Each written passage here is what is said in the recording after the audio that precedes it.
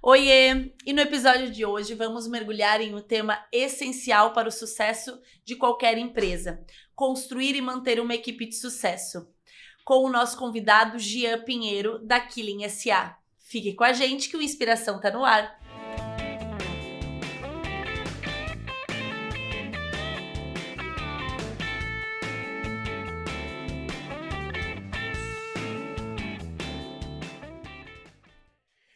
Sejam todos muito bem-vindos ao nosso 6º episódio da 2ª temporada do podcast Inspiração. Aqui quem fala é Leandro Rodrigues, minha esposa Darlene Rodrigues. Oi, pessoal!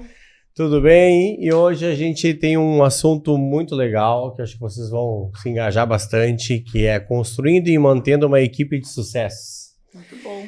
Estamos com um convidado muito especial para nós, que ele é engenheiro eletricista, mestre em administração, MBA em marketing e agora está cursando MBA em finanças, formado em algumas das melhores escolas de negócios do mundo, principalmente na London Business School, URGS, Escola Superior de Propaganda e Marketing e Fundação Getúlio Vargas, experiência de mais de 30 anos na área de venda, marketing e exportação em empresas micro e médios e grandes no Brasil e na Alemanha.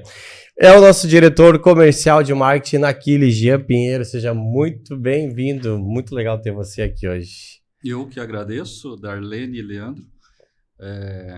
Já somos amigos e também somos parceiros de negócios, né? A gente faz negócio já há algum tempo, 3, 4 anos por aí.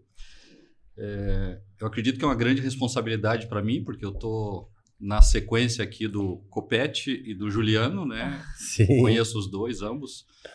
O Copete falou sobre estratégia, eu acho que a gente vai ter que passar um pouquinho sobre isso. E o Juliano falou um pouquinho sobre marketing. Sim. Né? Acho que o que me chamou a atenção no Copete foi que ele falou em escolher e alinhar. E quando ele fala escolher e alinhar, ele está falando de pessoas, porque é elas que escolhem, elas que são alinhadas para executar alguma coisa. Quando o Juliano fala de marketing, ele falou em experiência e criatividade. Para ser criativo, fala-se inteligência artificial, mas ela ainda não é criativa. Né? Sim. Eu acho que ainda ela é mais um robô de fazer algumas coisas do que propriamente criar. E quando a gente fala em experiência, na realidade, você precisa principalmente de pessoas. Né? Eu estava até pensando antes de falar, dizendo, a pessoa diz assim, mas você pode fazer uma experiência, por exemplo, eu comprar na internet. Uhum. Mas quem fez o programa de comprar tem que entender a pessoa que está do outro lado, porque no outro lado tem um ser humano, né? Então, acho que esse é o conjunto que a gente vai estar falando hoje. Que bacana, seja muito bem-vindo, Jean. É uma honra tê-lo aqui. Acho que em todos os nossos encontros, né? Acho que sempre o papo flui, né? A gente sempre aprende muito contigo e hoje a gente vai poder estar dividindo aí essa experiência, né? Com certeza. E tu poder aí compartilhar o teu conhecimento aí com os nossos ouvintes. Então, falando em experiência, eu queria começar aí o nosso bate-papo, tu falando um pouquinho sobre a experiência da Killing, né? Como que a Killing conseguiu construir uma reputação como um excelente lugar para se trabalhar, né? Então, se puder falar um pouquinho. Nós recentemente, ano passado, final do ano, a gente foi agraciado como uma das 40 melhores empresas para trabalhar no Brasil hoje, né? Show. E a Great Place to Work, ela faz uma pesquisa e faz uma pesquisa com os funcionários, né? Uma pesquisa externa. Então, a gente dá muito valor a essa pesquisa, né? Eu diria que o ambiente é o principal elemento, tá? O ambiente que se criou dentro da empresa. Nós tivemos 2 experiências agora, eu vou trazer um pouquinho mais para a minha área, tá? Claro. A gente não vai entrar muito nos temas de RH, teorias, etc. Não vou entrar nisso, né? Vou tentar conduzir mais e trazer algumas experiências, né, dessa minha carreira.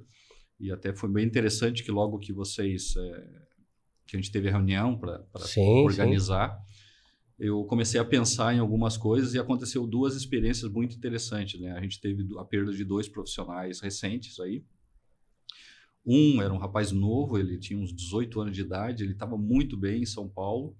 Ele veio, cresceu muito em 2 anos, só que aí chegou uma hora, a gente foi tentando acompanhar com salário e tal, ele recebeu uma proposta muito forte, já para ser líder e tal, a gente achou que ele não estava pronto ainda. Prodígio, 18 anos, né? Com 20 anos, o menino realmente era muito bom.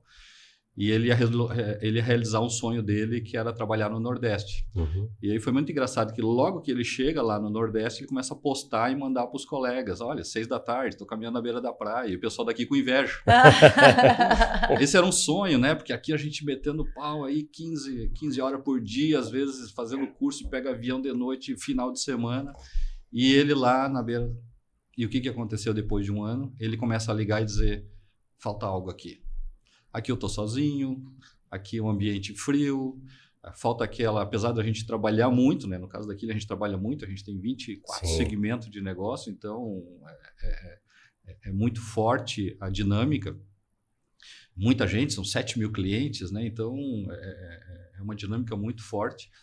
Mas o que ele sentiu? Ele sentiu a falta desse ambiente, que esse ambiente faz com que as pessoas se sintam desafiadas, mas ao mesmo tempo que se sintam desafiadas, elas podem exercer o seu potencial. E na hora que ela exerce o seu potencial, ela se sente recompensada.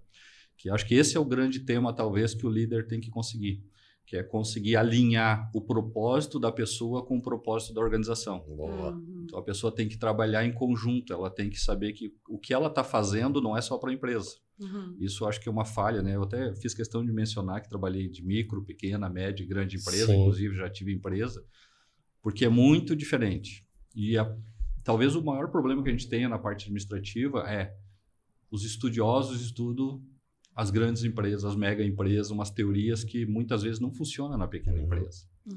Empresa com 2 funcionários, com 5 funcionários. Fizemos uma capacitação agora para lojas de tinta e veio pouca gente. Aí fui falar, por quê? Ele disse, como é que você quer que a gente vá? Nós somos em 3, aí você me tira 2 funcionários para a empresa. Para o negócio. Então tem que ser de noite, tem que ser em outro horário. Então daí tu começa a perceber que a vida do pequeno empreendedor é muito mais difícil do que a do grande empreendedor, né? Então, acho que essa é a primeira questão. Aí tu vai para uma escola de negócio que seja, e eles pegam lá uma pesquisa feita na IBM, aí lá, não sei o que, na IBM é assim, na Apple é assim. Nada disso. A maioria dessas coisas não funciona. Né? Cada um tem o seu formato, né? Mas e como, para conseguir esse exemplo aí desse funcionário que foi para o Nordeste e sentiu a falta? Ele sentiu falta do quê? Do engajamento, mas como que a Killing hoje faz com que o colaborador ele realmente queira estar ali? Como que ele faz para seu ambiente? O que de diferente ele faz que de repente as outras empresas não fazem? Eu acredito que a grande diferença está no líder. Tá? Isso é uma outra questão que você vê. Muitas empresas, elas fazem ou tentam organizar com consultoria de fora, vamos fazer um treinamento, uma capacitação. Isso ajuda a trazer conhecimento, mas não o líder, ele tem que conhecer pessoa a pessoa. Ele tem que extrair, vamos dizer, brincando assim, né? Ele tem que extrair o lado bom da força e deixar o lado mal do lado, porque todo mundo tem um lado luz e um lado sombra. Sim. E o lado luz, o lado da expertise, o lado da competência que tem que ser trazido para compor o time. E todo mundo tem um outro lado de problema e esse outro lado tem que ser administrado por quem? Pelo líder no final. Ou pelo líder, ou se a equipe é muito evoluída, tu tem que fazer com que crie outros mini-líderes que também ajudem, né? Então, tivemos um outro exemplo, neste caso, que é parecido com isso. Uma pessoa que tem um conhecimento muito grande de uma área técnica, mas tem mais problemas emocionais. Então, o líder não consegue administrar isso sozinho. Então, ele precisa que os outros colegas também sejam orientados para suportar isso. Olha, dá um apoio lá. Olha, avisa aí quando ele entrou em depressão. Mas daí esses mini-líderes não têm o cargo em si como liderança. Não realmente é de direito, pessoas é de chaves. Pessoas que conquistaram aquele espaço por realmente serem... conseguirem ter a troca, conseguirem fazer com que as pessoas falem para ele. É assim, quando você consegue fazer com que a pessoa coloque o seu propósito alinhado com o propósito da empresa, ela vai querer mais trabalho, vai querer mais desafio e vai acompanhar para ajudar que essa equipe flua. Então, a empresa precisa realmente se importar. Pessoa a pessoa. individualmente. Individualmente. Tem Aí, que saber o que aquela pessoa, aquele colaborador quer realmente para a vida dele. Eu vou trazer 2 exemplos. É Uhum. uma pena que eu não posso falar o nome. Eu não vou falar o nome das empresas, eu não pedi autorização, mas você ia adorar, porque são 2 empresas que fazem marcas maravilhosas de calçados. Uma fica aqui, outra fica no Nordeste. Aconteceu recente comigo. Uma fica aqui, eu estava falando com o dono, e aí o presidente, e ele me falou o seguinte: poxa, até eu lembrei disso porque o Copete falou sobre costureiras. Não tem costureiras e tal. Mão de obra. E não tem mão de obra e tal, não tem costureira. Aí ele me dizendo o seguinte: eu estava com problema com as costureiras. Eu digo: nossa, e o que aconteceu? Não, tu nem acredita. Nós estamos falando de investimento. E aí eles, não, inclusive sobre investimento, queria falar o que aconteceu comigo agora recente, sobre as minhas costureiras. Eles disseram: mas o que tem a ver uma coisa com outra? Ele disse: olha só, perdi a primeira, perdi a segunda, perdi a terceira. Na quarta eu digo: chega, eu vou lá ver o que eu estou fazendo de errado. Fui lá na fábrica lá que tinha levado minhas costureiras, chamei lá e disse: cara, o salário era tão baixo assim. Disse: não, aqui o salário é mais baixo do que lá. Então, por que vocês foram embora? Disse: mas tu fez, olha o que você fez com a gente. Eu disse: o que eu fiz com vocês? Lembra que nós tínhamos aquelas máquinas italianas maravilhosas que funcionavam? A gente não tinha problema, a gente tinha produtividade, a gente se comprometia e cumpria. A gente estava sempre ali, conseguia ganhar os bônus lá, o incentivo e tal, porque a gente trabalhava. Aí você trouxe aquelas máquinas lá da China, super baratas, que quebrava toda hora. Daí o pessoal achava que a gente que era incompetente, a máquina não funcionava. A gente ficava pensando: será que eu vou dar continuidade no meu trabalho ou não? Eu disse: cara, fiquei surpreso que a hora que eu troquei o equipamento, a pessoa se sentiu... ela não conseguiu colocar o propósito dela, que era estar ali produzindo, chegar, entregar, se comprometer com os colegas, ajudar a ganhar o PPR da empresa, e sempre eles tendo problema. Então, ele disse, daí eu voltei e disse: agora é proibido comprar produto de segunda linha.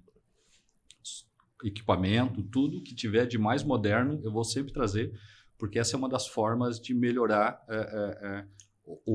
a ferramenta de trabalho. Até para ter mais qualidade, né? Daí ele acrescentou, ele disse: já que eu descobri que o ambiente era mais importante que salário e que outras coisas, aí coloquei ar-condicionado na fábrica, coloquei um monte de outras coisas. Ele fez uma série de melhorias.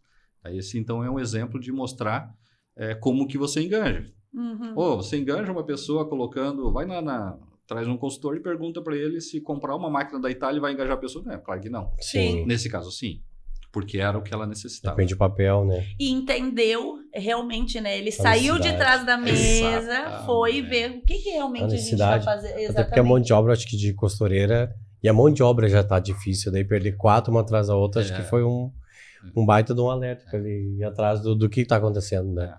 Eu acho que a gente tem que cada vez mais, eu acho que se fala muito na cultura organizacional, né? Então, eu acho que a cultura, a empresa, ela precisa estar alinhada com o propósito. A cultura é que vai moldar. Daí entra a história que a gente comentou um pouco antes sobre aquele filme Matrix, que para mim foi um divisor de águas.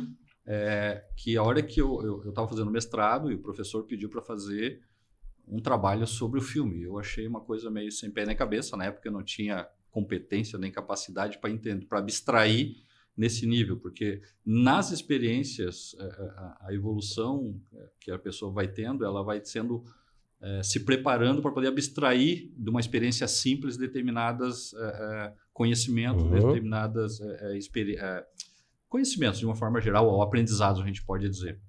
Então, o Matrix, ele mostra que, na realidade, sugiro que as pessoas assistam o 1, os outros não precisam assistir, mas o 1 é suficiente, como a cultura molda a pessoa. Né? A gente tem lá o Pavlov, já que é no russo, há muitos anos atrás, que desenvolveu uma série de teorias de motivação. Né?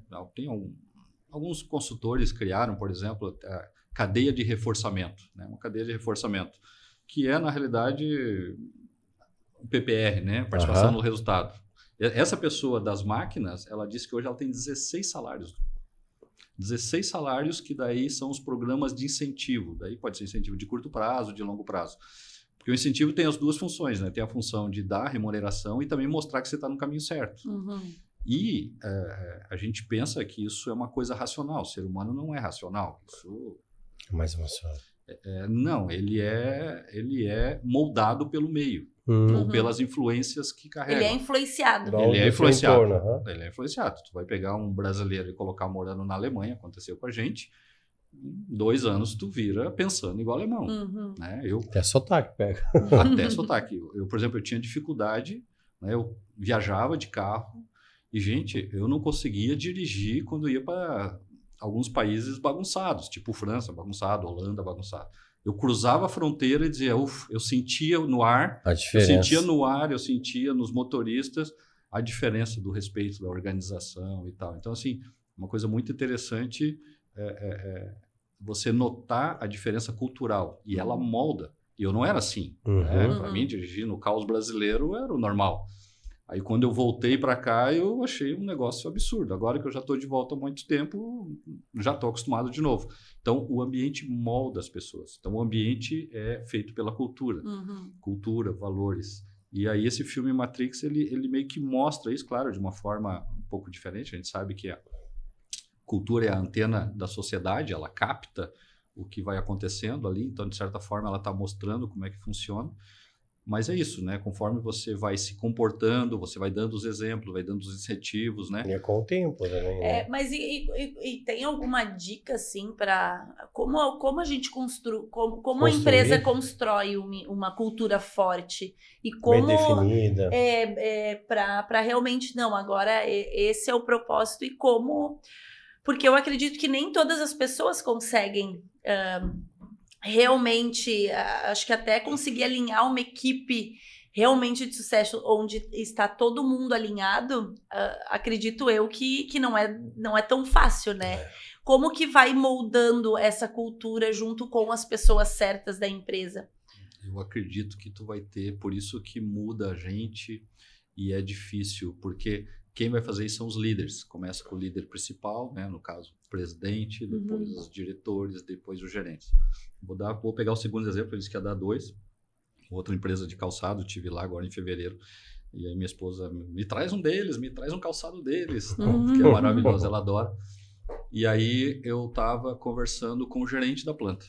E normalmente, historicamente, a indústria de calçado, ela é muito, inclusive essa indústria gaúcha, ela sai do Rio Grande do Sul e vai para o Nordeste. Né? Faz anos já, né? E aí ela leva os gaúchos para liderarem as equipes lá. Aí eu fui nessa unidade e falando lá com o gerente, ele disse, eu perguntei, e troca muita gente? Todo mundo dizendo que não tem gente e tal. Ele disse, cara, meu turnover aqui é 0,015, 0,017. Baixo? Eu disse, nossa, mas isso é muito baixo. Como é que você consegue? Aí ele encheu o peito e disse, porque eu sou nordestino. Eu digo, tá, você não me explicou. Ele disse, eu sou nordestino e eu entendo o povo nordestino. Eu entendo eles. E eu fiz coisas maravilhosas aqui, que ninguém tem nos outros lugares, ou é muito difícil. Tipo, tá, me dá um exemplo. Daí ele disse, olha o que eu fiz. Contratei um ginecologista. Eu digo, tá, traduz para mim, porque para mim, desculpa, eu não entendi, não alcancei. O que tem a ver com calçado? Né? Daí ele disse, porque tu imagina uma fábrica com 2.000 mulheres que tem que sair para ir no médico, daí não se cuidam, aí tem a filha em casa, daí também não se cuidam. A partir do momento que eu tenho ele aqui na fábrica, elas reconheceram isso como uma necessidade que elas precisavam. Ou com respeito... Se cuidam mais. Trabalho da prevenção. Mas, por outro lado... dizendo o seguinte, esse nosso líder se preocupa com a gente. Acho que ele ouviu eles, ele deve ter feito alguma reunião. Sim, ele conversando, ele viu. Daí ele disse, vou te mostrar, inclusive, que a gente está mudando a fábrica. Eu gosto muito, né? Toda vez que eu chego em alguma empresa... Ver as mudanças. A primeira coisa que eu gosto é entender a estratégia da empresa, como é que ela faz, o que ela tem de bom, porque eu quero aprender com eles também. A gente chegou num galpão, eles estavam, né? Tinham acho que umas 10, 12 linhas compridas, linhas com acho que umas 60 pessoas, né? A maioria mulheres em cada linha, e um outro galpão do lado que estava sendo construído e o piso sendo montado. Daí, aí tinha as telas de TV passando o resultado, o número de produção do dia, PPR, estamos com tantos %, que é o incentivo. Não adianta só eu dar, eu tenho que mostrar que todo mundo está trabalhando em conjunto, tudo isso. Daí eu disse, só que você vai mudar? Sim, já estão mudando, já mudamos umas 3 linhas, estamos mudando as outras. Daí eu disse para ele, mas esse ano vocês não vão ganhar PPR, né? Com essa mudança. Ele disse, Jean, nós não perdemos um par de produção nessa mudança. Eu disse, não, tudo bem, você faz no final de semana. Negativo, eu faço do dia normal. Senão eu tenho que pagar hora extra. Uhum. Eu disse, não, peraí, não entendi. Você não dá férias, nada? Como é que você faz? Ele disse, eu vou te mostrar o vídeo. Aí ele me mostrou o vídeo. Ó, Jean, como é que a gente tá fazendo? Tá vendo? Ó, aqui tá essa linha aqui. Essa. Aí tinha o prédio antigo, o prédio novo. Tá vendo essa última linha aqui? Ó, tá aqui o vídeo que eu vou te mostrar. Eles disseram que eles queriam ajudar, porque imagina se nós vamos trazer uma empresa de fora, com manutenção vai ter custo, daí vai aumentar o custo fixo, daí vai diminuir o nosso resultado, vai mexer no PPR, deixa que a gente faz. E eu disse, mas como é que a gente faz? Eles deixa que a gente vai fazer isso em conjunto. Se combinar, eles dão uma olhada nesse vídeo. 11h45, toca o sinal para almoçar, todo mundo levanta, pega a linha, 70 pessoas levantam a linha, levo para o outro lado, durante mais ou menos uns 10 minutos, levo para o outro lado, coloco no local, vão almoçar. Chega a equipe de manutenção, liga os cabos, monta tudo. Quando eles voltam do almoço, Está funcionando. Já está funcionando. Trabalho em equipe. Não perdemos uma linha de produção. Eu digo, não acredito. Aí ele mostrou o vídeo e eu disse, esse cara... Filmar esse é um líder, esse é um líder de primeira linha. Ele consegue... não só motivar, ele faz com que as pessoas se movam, elas criem. O Steve Jobs diz isso. Se você quer fazer um negócio muito, muito diferente, monte uma equipe e deixe eles. Se você mandar neles, eles vão fazer o que tu faz, às vezes contrariado. Se eles criarem, eles vão trazer soluções que você não imagina o tamanho da solução. A gente construiu a Apple desse jeito. Equipes que vão lá e resolvem. Que é o que a gente faz hoje. Eles vão em conjunto, conversando e criando. Eles se apoderam do objetivo deles, eles se apoderam e usam a criatividade deles, o conhecimento deles, para trazer alguma coisa nova. Então, o líder tem que fazer tem que conseguir. Eu vejo, hoje eu entendo que uma das questões mais importantes para o líder desenhar é ele criar o que eu chamo de conforto psicológico. Né? Vou dar um exemplo no congresso técnico que a gente fez lá na Killing em 2013, eu acho que a gente começou a fazer. Hoje a gente é líder no calçado. Na época a gente tinha 14%, 15% de participação, hoje a gente tem mais de 50%. A gente notou... Só para a Killing Calçados, só para... SA é um grupo. Isso, tem só então deixa eu outro... só passar um pouquinho o que é a Killing, tá? Então, a Killing hoje ela tem em torno de 24 segmentos de negócio. É porque eu acho que a maioria, tem muita gente que não conhece, né? Acha que Killing é só as tintas Killing. A Killing é dividido em basicamente 4 grandes negócios. Tinta imobiliária, que é o que todo mundo vê. Todo mundo vê na rua, a pintura da casa. Tinta industrial, que era o que nós estávamos em convenção técnica hoje, onde a gente pinta umas partes, por exemplo, de ônibus, né, que nem Marco Polo, Volare, né, a Caio, agora que a gente está entrando, Kepler Weber, os silos e todo esse conjunto, botijão de gás, toda essa parte. Nós temos aí calçados, que a gente hoje é líder na América, né, a maior fábrica de adesivo para calçado, né, da América hoje. E novos mercados, que adesivos novos mercados, que a gente é líder na revenda moveleira, por exemplo. Para tu construir essa mesa aqui, tu traz o marceneiro, e o marceneiro precisa colar esses negócios todos aqui, a gente que cola esses produtos. É a cola. A cola. A gente faz o adesivo para colar. E também a gente é a maior fábrica é líder também na colagem de colchões, né? Então a gente diz o seguinte, nenhuma pessoa do Brasil consegue sair de casa e chegar no trabalho sem passar por um produto. Que seja o botijão de gás que foi pintado, que seja a cozinha, o colchão que dormiu, a mesa. O sapato que colocou. Nós somos o maior fabricante de adesivos para banco automotivo e forração de carros. Então, tu foi andar de carro, ou tu pegou um ônibus, daí tem lá uma série de adesivos estruturais, etc. dentro. De um jeito ou do outro, ele passou pela Killing. Exatamente. Então, a gente tem uma participação muito grande nesse sentido. Mas a parte de calçados, quando a gente tinha uma participação menor, a gente notou que os nossos técnicos eles tinham que ser orientados para solucionar os problemas de colagem. Né? Então, vai lá, o técnico vai na fábrica, para você ter uma ideia, hoje eu tenho 60 técnicos. Então, eles vão na fábrica e ajudam a desenvolver o processo de colagem. Né? Olha, nós vamos colar esse substrato com esse substrato, nessa modelagem, com essa temperatura, essa pressão, e eles ajudam a fazer o processo de colagem. Só que durante o processo, o pessoal troca muitos substratos. Uma fábrica, por exemplo, eu estava numa empresa agora, quinta-feira, ela fez um evento de fornecedores, eles falaram que eles têm 5.000 componentes. Então, 5.000 componentes para fazer uma linha pequena. Já uma outra fábrica que já me disse que eles têm 27.000 componentes. Nossa. Linha de esportivo, por exemplo, tem muito mais componente, muito mais cadarço, o atacador, o solado, peças, ilhoses e um monte de componentes. E aí eles falando de... eles têm muitos substratos e eles mudam isso. E às vezes mudam muito rápido. E mudam, às vezes a colagem para. Então o nosso técnico tem que correr lá e fazer funcionar de volta. Muda a temperatura, muda adesivo, faz o ajuste de novo. E o que a gente notou? A gente notou que isso não tem formação. Não tem uma escola. Vamos aprender a colar calçados. Não existe isso. Né? Por quê? Tu tá comprando um solado e um sintético hoje, aí tu manda vir um container da China, vem fora de especificação ou vem na outra especificação, ele já não cola mais, já não é mais aquele material, mudou o material. Né? Então, o que tu vai ter que fazer? Tu vai ter que ir lá e corrigir isso rápido.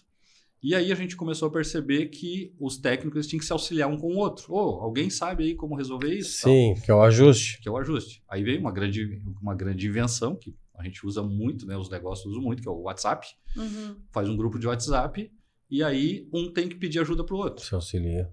E aí surgiu a primeira dúvida. Como que alguém que está dentro de uma fábrica lá no Ceará levanta a mão lá e diz, olha, eu não sei colar esse negócio. Na frente, às vezes ele nem fala. Na frente de 40 pessoas, não vai falar isso. Não vai. E o conhecimento está espalhado em algum lugar. Aí a gente criou um congresso... E querendo ou não, acaba afetando o produto em si, não porque cola. ele não vai colar. Não, ele não cola. Simplesmente para a linha. Né? Ele para a linha. Para de produzir. Sim. É questão de mudou ali alguma coisa, ela já para, já não funciona, por isso que os técnicos têm uma urgência. Tem que estar sempre ativos e por isso ligados. Por isso que a gente, quando tu passa pelo setor de calçado, você é uma pessoa muito ligada, né? 7 da manhã você já tem que chegar. Eu chego 7 horas da manhã já na empresa e já começa a perceber onde é que vai vir o problema, porque ele vai vir de algum lugar. Sempre é muito complexo esse processo. E aí a gente sentiu a necessidade não só de capacitar os técnicos, porque tu vai dar uma capacitação, mas o problema que vai ocorrer daqui a 6 meses pode ser outro. Mas nós sentimos a necessidade de fazer eles se integrarem entre si. Para que eles peçam ajuda, que eles tenham segurança que na hora que ele disser não sei fazer, ninguém vai dizer você é um incompetente. Ninguém vai dizer que não tem problema. Mas o cara é burrinho, né? Tinha que ser lá do Nordeste, alguém vai dizer. Tá? Primeiro que esse tipo de coisa a gente nunca vai estar falando, porque muitos dos nossos melhores técnicos estão lá, assim como esse exemplo que eu te dei de fabricação. Então, hoje a gente não vê essa diferença cultural que antigamente o pessoal falava que tinha. Aí nós criamos um congresso técnico, e esse congresso técnico teve uma experiência que foi muito legal, que a gente fez. A gente queria fazer alguma dinâmica, só que a gente não queria fazer uma dinâmica, tipo, vou trazer um consultor para cá para mostrar uma dinâmica e tal. A gente resolveu nós criarmos uma dinâmica. E ela foi uma das... Para eles se integrarem. Para se integrar. E no integrar, elas também criam confiança no outro e tal, se sente mais livre. E aí foi um efeito muito legal que a gente construiu o seguinte, cara, vamos fazer 2 coisas. Nós vamos fazer, primeiro, uma experiência para integrar eles e também vamos economizar. A experiência era o seguinte, nós estávamos num hotel em Canela e foi formado grupos e esses grupos tinham que fazer a comida para os outros. Então, eles tinham um monte de ingredientes, tipo o Masterchef, tinha um monte de ingredientes, eles tinham que construir algumas coisas. Basicamente, era poucas opções, obviamente, que a gente não tinha uma cozinha grande, tá? Era lanches, hambúrguer, algumas coisas nesse sentido. E aí, a gente não deu instrução nenhuma, só disse o seguinte, você é uma equipe e você vai atender aquela outra equipe. Então, tinha uma hora que a equipe era cliente, tinha outra hora que era o fornecedor. Ficava do outro lado. Tu estava do outro lado. E a gente soltou e disse, vamos ver o que acontece. E vamos ver a criatividade. Daí você vê o tamanho. Do interior, uma cidade do interior, não vou dizer o nome, porque daí... Vai entregar a pessoa. Eu disse, cara, esse pessoal lá do interior não sabe nem falar direito, não vai sair nada. Daqui a pouco ele pega, vai não sei aonde, consegue desenhar, faz uma touca de metre, põe avental, procura uma luva, não sei onde é que acharam luva. Disse, mas o que é isso? Ele disse, não, mas uma pessoa que vai lidar com comida tem que ter higiene. Gente, deu um show. Que legal. Show, que a gente às vezes é preconceituoso. Daqui não vai sair nada. E no final sai um monte de coisa. Quando tu extrai e faz a pessoa colocar o propósito. O propósito dela era mostrar que eu sei servir meus colegas. Aí eles tinham que ir lá pedir, teve alguns que não pediram, que foram lá, entregaram depois, mas eu não queria isso. Daí, puxa, não Mas sabia. tu não pediu? Mas tu não pediu. Aí aqueles lá que estavam mais comprometidos perguntaram, mas você quer pão com maionese? Você quer mais E o legal é bem que passado? nessa dinâmica deve ter conseguir identificar, né? Quem é mais líder, Quem é mais líder, criativo. exatamente, legal. Na dinâmica a pessoa se solta e você consegue ver essas características. Então, são experiências muito interessantes que tu pode fazer. E veja, foi construído 100% com as pessoas. E nós não somos especialistas no ramo, né? De fazer um evento e tal. A gente contratou o hotel, contratou a sala e vamos fazer alguma coisa. E ali alguém disse, eu falo com a cozinha, o outro não sei o quê. Então, quando uma equipe está alinhada querendo fazer uma coisa diferente, ela tem um potencial muito, muito superior ao que você pensa que dá. Por isso que tem empresas que disparam. E tu diz, cara, o que tinha lá? Tinha um grupo de pessoas que estava afim de fazer aquele negócio crescer. Fazer acontecer. Porque se o negócio ir bem, ela vai bem. Aí tá uma crítica que eu faria com muitos empresários. Né? Esses dias nós estávamos na FIMEC, veio uma série de fabricantes e o pessoal reclamando. Eu disse, tá, mas quem é que fez o treinamento? Eu contratei alguém. Disse, você conhece as pessoas? Não conhece. O líder tem que saber... Tem que vir de dentro. O que tem. O que tem cada pessoa. E eu acho que isso é reflexo, né? Eu acho que o ambiente de trabalho, né? A gente tendo... as pessoas conseguindo se comunicar, isso reflete no final, reflete lá no cliente, né? E hoje, como que a Killing prioriza a satisfação do cliente hoje nas negociações, porque tudo depende das pessoas, né? Mas como que hoje, com esse ambiente de trabalho bom de se trabalhar, né? Como que hoje ele reflete aí nos clientes, na satisfação dos clientes? Acho que uma coisa interessante, a gente não dava muita bola até uns 3 anos atrás, era meio que a gente tentava ganhar prêmios por ganhar prêmios. Hoje não, por exemplo, a gente ganhou um prêmio quinta-feira da BBC como o melhor fornecedor de químicos deles. O que a gente fez? Qual foi a primeira atitude? Primeira atitude, tirar foto e mandar para todos os outros colegas e dizer, nós ganhamos esse negócio. Foi nós que ganhamos. Nós que ganhamos, exatamente. Então, as pessoas sentirem que elas fazem parte de algo maior. Então, assim, as pessoas têm que sentir que ela é um componente de algo grande. Porque nas empresas, tu vai pegar, principalmente empresa grande, olha, tu é lá da área de vendas. Puxa, eu já escutei isso. Não, problema de cliente é problema teu. Você é da área comercial. Cara, não existe isso. Uma empresa, daí, juntando toda essa experiência e toda a formação, eu construí um conceito para mim de empresa. Que uma empresa é um construto social que visa solucionar um problema social. E por isso a sociedade paga. Mas não primeiro, porque o social? Porque quer dizer que social é gente. É gente resolvendo problema de gente. Tu pode usar ferramentas? Sim. Posso usar um robô, posso usar um computador, posso usar uma sala de projeção, posso usar inteligência artificial, posso usar um monte de coisa, mas é gente resolvendo problema de gente. Então, essa gente que resolve tem que entender a gente que tem problema. É pessoas e pessoas. Entendeu? É pessoas e pessoas. Então, o que a gente construiu ao longo do tempo? A gente construiu o que a gente chama de nossa proposta de valor, que é ser o melhor parceiro dos nossos clientes.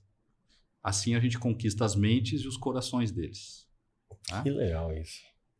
Semana passada eu estava em São Paulo, semana retrasada eu estava em São Paulo. Eu estava em São Paulo, daí meu colega foi chamado numa rede, numa loja grande, uma loja muito grande, antiga, mais de 50 anos.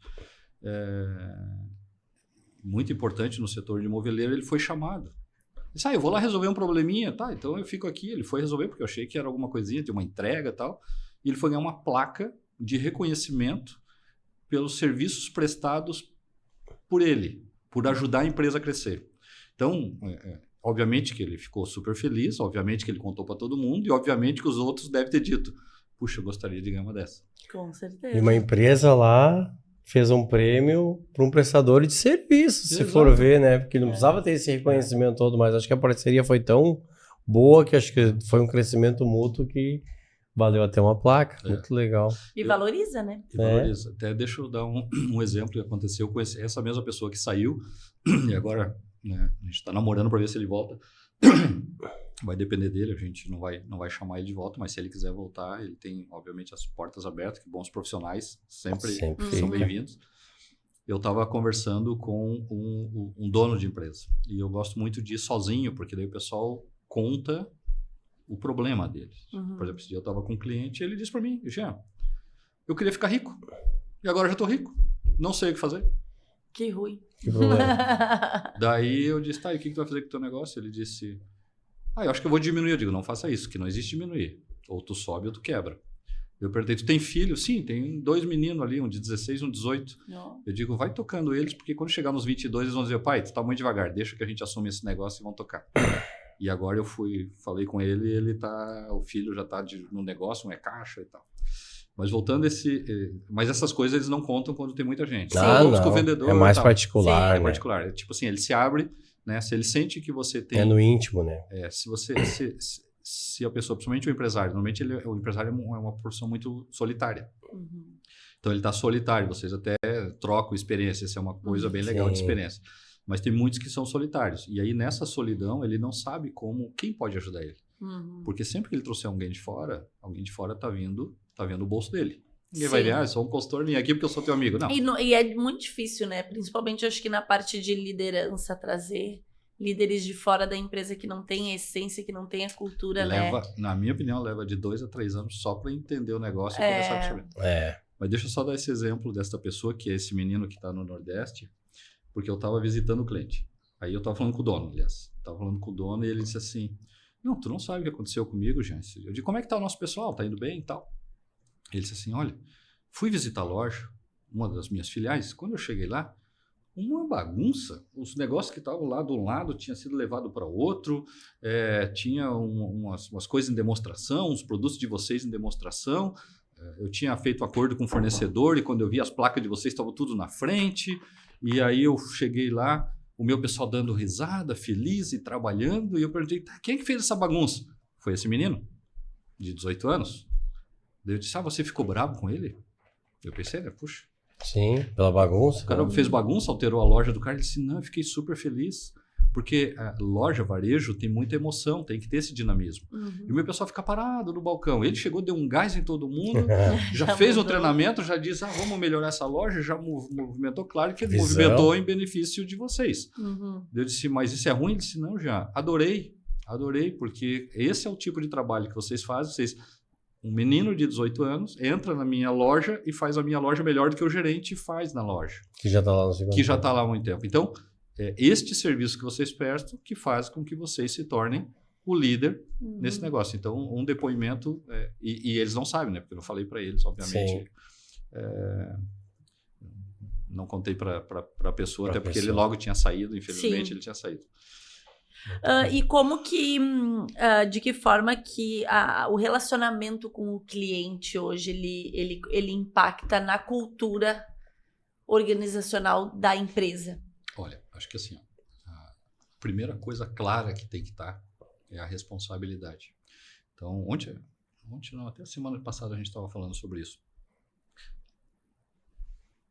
Alguém da equipe, só para vocês terem uma ideia, eu tenho 122 representantes, mais 60 técnicos, mais a equipe, dá umas 200 e poucas empresas. Total de pessoas deve dar umas 250, 300 pessoas lá no campo falando com os 7 mil clientes que a gente tem espalhados, né, em toda a América Latina. E o que prometeu vai ser cumprido. Tá? Aconteceu comigo um fato, uma grande marca multinacional, né, multinacional de tênis esportivo, a gente tem uns 70% de participação de todos os tênis, colagem de todos os tênis de alta performance do Brasil hoje. E eu fui chamado por uma marca e ele me disse, olha, Jean, eu tenho uma indenização para você. Eu digo, mas por quê? O produto teu manchou. Eu disse, tá, mas que manchou é você deixar escorrer, porque o produto não era para deixar escorrer no solado, era para passar dentro. Ele disse, mas só que aconteceu o seguinte, a gente perguntou para o técnico se manchava. E ele disse que não manchava. Então o pessoal nem cuidou e deixou escorrer. Não tomou os cuidados, porque achou que não manchava. E aí manchou. Eu disse, deixa eu ver o que está acontecendo. Aí eu liguei para ele e disse, eu quero saber como é que foi isso. Ele disse, não, já que acontece é o seguinte. tinha uma sola branca, e eles perguntaram para mim, realmente, eu fui lá e testei e ele não mancha. Aí veio uma outra sola, sei lá, uma vermelha, e eu testei e não mancha. Eu disse, mas essa era uma verde. Pois é, daí eu achei que também não manchava e eu não fiz o teste. E aí manchou. Aquele pigmento ela mancha. Tá, tu disse que não manchava e manchou, é isso? É isso, então tá bom. Aí voltei lá e disse, meu técnico errou, tá aqui a indenização, porque ele não podia ter falado. Então, independente, isso era uma planta longe do cliente, do tamanho. A empresa tem que assumir. Tem que assumir. Então, alguém prometeu, alguém cometeu um erro, a gente vai assumir. Né? E esses dias agora, até a gente está entrando agora aqui tem 2 madeireiras importantes aqui na cidade, a gente está começando a trabalhar. E uma delas chamou o arquiteto delas e disse, mas aqui a marca não é tão forte, eu estava pensando em colocar uma outra marca mais forte, não sei o que e tal. O que você acha disso? Aí o arquiteto que faz, eu acho que, não sei se no Brasil, mas com certeza no Rio Grande do Sul é o que mais constrói lojas, né? Esse dia eu estava falando com ele, só no ano passado acho que foram 40 lojas que ele fez de material de construção, para essa rede e tal. E aí esse arquiteto disse para o cliente, ele disse assim, olha, eu sei que a marca não é tão forte quanto essa outra, mas uma coisa eu posso te dizer que eu escuto no mercado, não são eles que me dizem. Se eles te prometerem, eles vão cumprir. E qualquer outro sempre promete e dá uma escorregadinha. Então, eles podem prometer alguma coisa para ti e o que eles prometerem, eles vão cumprir. Então, essa credibilidade vai ser com tudo. Vai ser no dia de tu fazer uma promoção com eles, no dia que tu vai fazer um café da manhã e aí eles vão estar lá no dia de fazer um café da manhã. Tu vai querer uma parceria para fazer alguma coisa. Se eles combinaram, só que combinado. Se não der, eles vão dizer que não dá. E aí tu vai ficar chateado. Mas se disser que está combinado, você vira as costas que vai acontecer. Né? Então, essa credibilidade entre as pessoas como ser humano, se você disse, você cumpre. Sim. Tá? Se disse, você cumpre, vai acontecer também dos negócios. Isso vai se refletir. Porque a marca, daí voltando lá ao Juliano, marca é credibilidade. Né? Eu faço um monte de coisa, prometo um monte de coisa e entrego metade. Cara, não adianta. Você tem que entregar aquilo que tu prometeu. Pode ser, nesse exemplo que eu estou dando, ele é até menor. Né? Eu lembro que isso aconteceu comigo também no passado. Um cliente me chamou para fazer um evento e eu disse, não, eu não tenho esse dinheiro, cara, eu te dou tanto. Ele disse, cara, mas é 1/5 do que os outros estão oferecendo. E eu lembro que eu disse isso faz mais de 10 anos, eu disse para ele, uns 15 anos atrás, eu disse para ele, mas eu te garanto que o que eu prometo eu entrego. Daí ele olhou para mim e disse, os outros eu tô até hoje, tem gente me devendo dinheiro aí de promoção, de evento, de ambientação de loja. Sim, só para fechar. É um valor de cultura forte, né? Tem algum outro exemplo de valores assim que tu acha que seja importante para a cultura e que aplicado no cotidiano faz a diferença para o cliente? No fundo, assim, eu acho que o conceito de negócio, na hora que eu digo que eu sou um construto social lá, que eu vou resolver um problema, tem que estar claro para todo mundo que eu estou resolvendo esse problema. Né? Então, tu tem que entrar no cliente e ele tem que perceber que tu está ajudando ele. Por isso que eu dei esse exemplo da placa que a pessoa ganhou, porque ele não estava premiando o funcionário daquilo, ele está premiando um ser humano que entrou no negócio dele e ajudou ele a alavancar o negócio dele. Né? E isso pode ser numa conversa, pode ser numa informação, isso pode ser num trabalho que você fez, num trabalho extra. Você não precisa ir num domingo de noite para ajudar o cara, mas de repente você está lá ajudando ele, porque tu viu que ele vai precisar e tal, e tu se oferece, e tu vai de bom grado. Então, assim, quando você trabalha desta forma, você permeia a empresa. O que existe muito, e tu percebe claramente, quando é uma empresa, uma venda transacional. Me dá um copo d'água, toma um copo d'água, tchau pra ti, acabou. Tu percebe que o cara te entregou e foi embora. Vou dar um exemplo aqui, aconteceu comigo 2 experiências no mesmo lugar, com a mesma pessoa, de forma diferente. Fui num restaurante, estava com a Elione, minha esposa, num restaurante há uns 3 meses atrás, 4 meses atrás, talvez. E aí nós estamos conversando e eu me empolguei, bati no copo de vinho e simplesmente ele cai e quebra e o vinho vai escorrendo. que tu faz numa situação dessa num restaurante onde é que tu vai dar um banho na esposa? Eu olho pro lado, tem um menino, que eu não sabia, o guri tem uns 17 anos, que tá lá atendendo. Ele olhou, quando ele viu que eu olhei para ele, cara, eu nunca tinha visto aquilo, eu olhei para ele, ele pegou um pano em algum lugar, correu, passou o pano, secou, eu fiquei olhando, eu não, assim, ó, Tu não, nem precisou falar nada. não demorou 10 segundos. Aí eu olhei Nem viu. assim, ele já catou o copo, ele chamou alguém, me ajuda aqui, alguém trouxe o copo. A minha esposa não tinha nem brigado comigo ainda. Ela não tinha brigado comigo ainda, já estava limpo. Quando ela foi brigar, eu disse, mas não aconteceu Mas não nada contigo. aconteceu, não tem nada. E ainda tem vinho para nós colocarmos e continuarmos a janta. Então, assim, fantástico. Proatividade. Proatividade. A experiência com o cliente. É. Mas olha o que acontece agora, semana passada. No mesmo lugar. No mesmo lugar, O outro funcionário. não o mesmo funcionário. Mesmo? O dono senta na mesa para conversar com a gente. E o dono está conversando aqui. O dono, não é o dono, sei lá, sócio, gerente. O gerente do restaurante. E ele tá ali sentado. E a gente pede uma entrada, estamos de novo. A Elione e a Júlia, minha filha. E nós estamos sentados. E o mesmo rapaz vem entregar ele vem entregar um Prato. uma entrada que a gente tinha pedido. Ele escorrega e cai tudo. Agora ele comete o erro. Cai tudo, caiu a mostarda na mesa assim, fez uma lambança. O que o chefe dele fez? O chefe olhou e disse: não se preocupa, isso não é nada. Me dá o pano, pá, limpou, tranquilo. Por favor, chama o outro, já manda vir um outro prato e continua conversando. Aí eu lembrei do outro cenário. O chefe dele é assim. Deu segurança psicológica para ele. Deu um ambiente confortável para que ele possa errar e recuperar. Então, É uma coisa que a gente usa muito que eu acho que muitas pessoas às vezes fica tipo... Assustada, focou no com erro, medo. né? Foca na Exato. solução. Foca na solução, É. exatamente. E a gente pega junto, a gente faz isso também, né? Que tá junto com Não, eles e tem que ali, ser. né? Eu acho que hoje as empresas, acho que tem algumas que falta ter esse olhar, né? A proatividade, achar não, de fazer um a mais, Isso. realmente, né? Para estar agradando tanto, para estar resolvendo, né? Uma situação, nem seja fora do horário, seja uma situação que É o foge um atendimento pouco do personalizado que a controle. gente fala. Porque tu tem que entrar e entender qual é a dor que ele está tendo. Sim. E quando você soluciona tu sabe, pela tua experiência, pelo conhecimento que tu tem da pessoa, tu sabe que ele tem aquele problema. E tu soluciona antes que ele. Quando tu solucionou, tu surpreendeu. Aí todo mundo, vamos surpreender e tal. Cara, surpreender é fazer isso, é tu se antecipar a alguma coisa. Sim. Né? E como que tu promove hoje um ambiente colaborativo realmente para que acontecendo alguma situação o colaborador ele saiba resolver, né? Ele tenha proatividade para conseguir resolver. Eu vi isso hoje acontecer, inclusive, né? A gente estava numa convenção, eu estava comentando com vocês, né?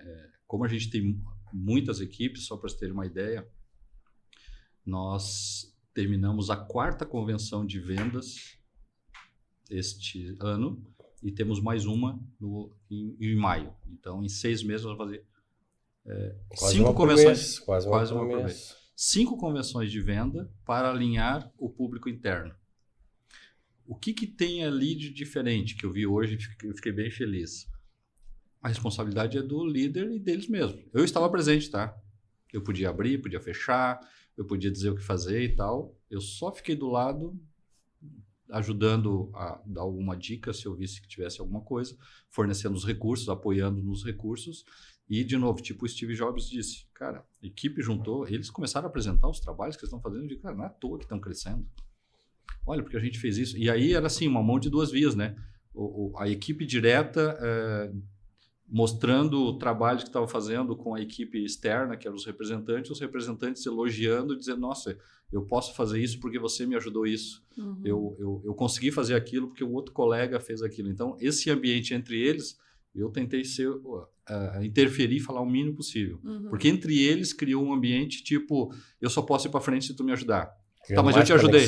Eu te ajudei, então me ajuda de novo. E aí criou esse ambiente. Daí tu via lá nos corredores depois o pessoal falando, tipo, tá, agora tu me dá mais uma informação que eu vou fazer e tal coisa. Então, essa é uma forma de você estar alinhando todo mundo.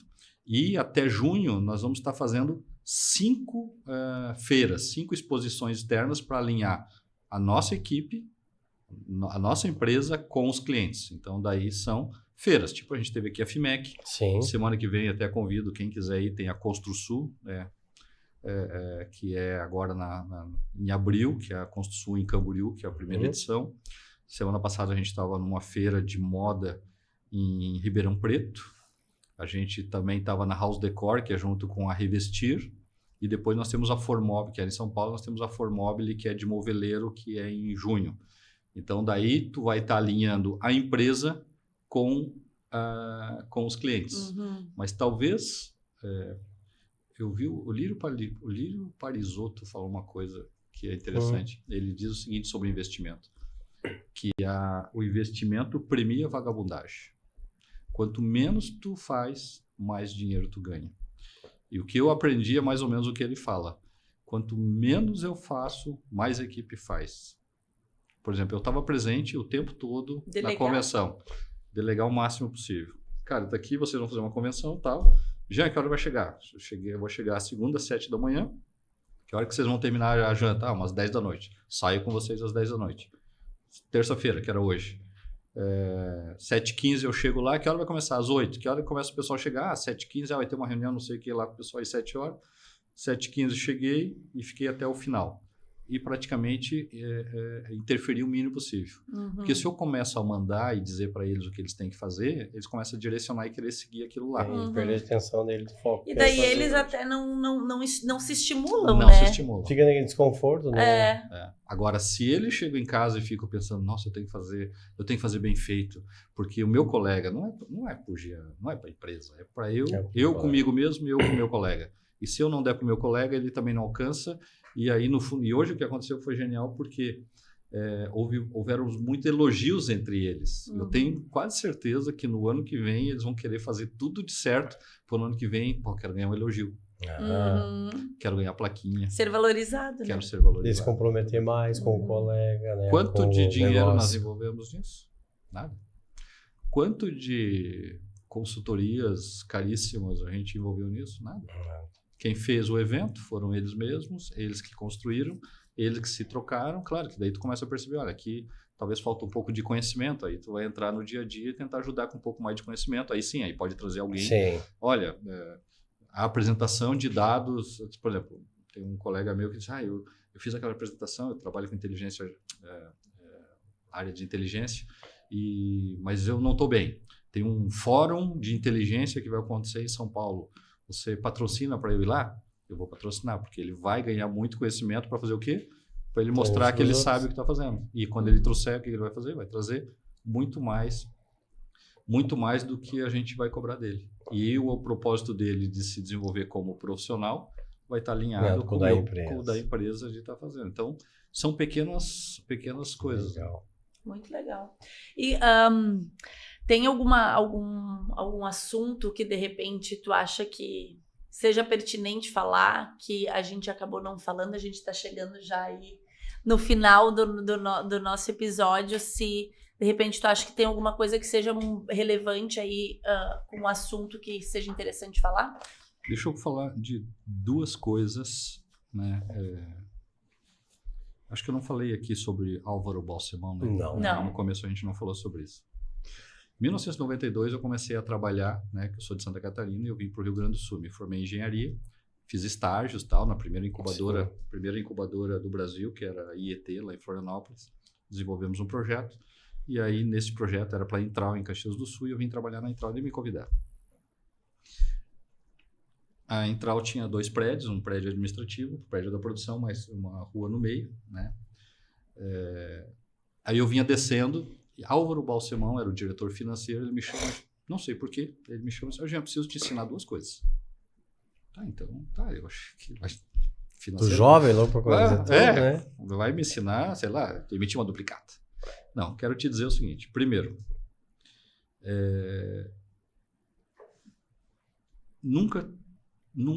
sempre 50% das pessoas vão gostar de ti, 50% não vão gostar de ti. Então, não tente agradar as pessoas. Faça o que você tem que fazer, porque você nunca vai agradar, sempre vai ter 50%. E a outra, que realmente me marcou bastante, foi, ele disse, o mundo é feito de gente. Entenda de gente, você vai entender do mundo. Aquilo para mim foi tão impactante porque eu estava fazendo o meu MBA na SPM, que era em Porto Alegre. Então, eu saía de Caxias no sábado de manhã, durante 1 ano e meio, mais ou menos. Saía pouco antes das 6 da manhã, ia até Porto Alegre e voltava. E na primeira semana, ele falou isso, sei lá, não me lembro exatamente os dias da semana, né? Faz tempo também, né? Sim. 1992. Mas eu lembro que quando eu cheguei em Farroupilha, assim, aí eu vinha com aquilo pensando que ele tinha me dito ali, fazia uns 2, 3 dias, e pensando na aula e tal. Quando eu vou dobrar, assim, que aparece a cidade de Farroupilha, assim, me deu um negócio diferente que eu vi. Eu não vi prédio, eu não vi empresa, eu via um monte de gente. Eu via gente... eu imaginava, né? Porque eu imaginava que no prédio tinha gente fazendo café, tinha outros dormindo, tinha outros levantando, tinha gente caminhando. E eu parei de ver as construções e comecei a ver gente. Então, aquele momento ali, para mim, foi emblemático. E aí, quando eu relembro um pouco desse tema do Matrix, que é quando você consegue olhar através. Quando você consegue olhar o através. E eu vi, não sei aonde que eu vi agora, o cara falando, uma pessoa falando do Napoleão. Napoleão, ele disse assim, foi ontem, eu acho, que como eu estava com a cabeça de o que eu vou dizer, o que eu vou dizer lá, não sei o que eles vão me perguntar nesse podcast. E ele disse assim, o Napoleão era um gênio militar, por quê? Porque ele entendia de gente e ele inspirava autoconfiança nas pessoas. Então, mais ou menos, eu acho que é o que a gente está falando aqui até agora. Né? Dá a tarefa, diz e deixa as pessoas, só diz, tô aqui se tu precisar, e deixa elas crescerem, elas evoluírem. Então, o Napoleão tinha muito isso. E tem um outro filme que eu recomendo, esse curso que eu fiz lá na London Business School, eles usaram a história do Alexandre o Grande, toda a história dele, para passar o que é estratégia, agregação de valor, inovação. Então, teve várias fases, né? Porque ele foi o maior conquistador da história da humanidade, né? Ele e o Gengis Khan ali se disputam um pouquinho, um em espaço, outro em gente, sob domínio, mas o Alexandre o Grande realmente eu acho que o Alexandre o Grande ele não matava que nem o Gengis Khan. O Gengis Khan, ele tinha 50 esposas, era um negócio meio fora do normal. Mas o Alexandre o Grande tem uma série que está passando no Netflix, e aí eu estou assistindo, e realmente aquilo que eu vi lá em 2009, lá em Londres, eu estou vendo no filme agora, né? Entender das pessoas. Na hora que ninguém acredita, e ele consegue conversar com as pessoas, e as pessoas... Os insights que ele... De onde é que ele busca o insight, né? Então, é muito legal, uma série muito legal, mas eu acho assim, esse talvez seja a grande competência que o profissional, não só que seja um empreendedor, ou que seja um profissional, um executivo, que ele tem que conseguir, que ele poder abstrair de coisas simples. Então, eu estou vendo um filme. Para muita gente, é um filme. É um filme. Para mim, não é um filme. É uma lição de liderança, de motivação, né, de autoconfiança. Vai pegando insights. Vai pegando insights, né? Na realidade, é um misto. Eu gostei muito que é um misto. É um documentário, mas existe assim, uma parcela do documentário e logo tem ação. Então, daí eles chegam lá, os 2 reis, lá, Babilônia versus o Alexandre e tal. A cena. A Dálio, acho que é Dálio II. E aí entra para a cena, daí tudo que eles falaram ali acontece ali a cena, eles lutam, tal, mostra, e aí eles só tiram, porque a guerra com o cavalo é mais veloz e tal, e daí já os caras lutando, então assim, é um misto de explica, é como se fosse um filme sendo explicado, né? Legal. Só que é verdadeiro. Sim. Pelo que eu entendi, porque ele é o doutor, não sei o quê. Tá? Então assim, são coisas que aconteceram mesmo, e tem coisas surpreendentes, né? Eu vou dar o spoiler, assim, que ele chegou no Egito, gente. Ele chegou no Egito, o exército dele disse, cara, agora os caras vão matar a gente. Vão matar a gente. Nós e poucos contra todo o Egito.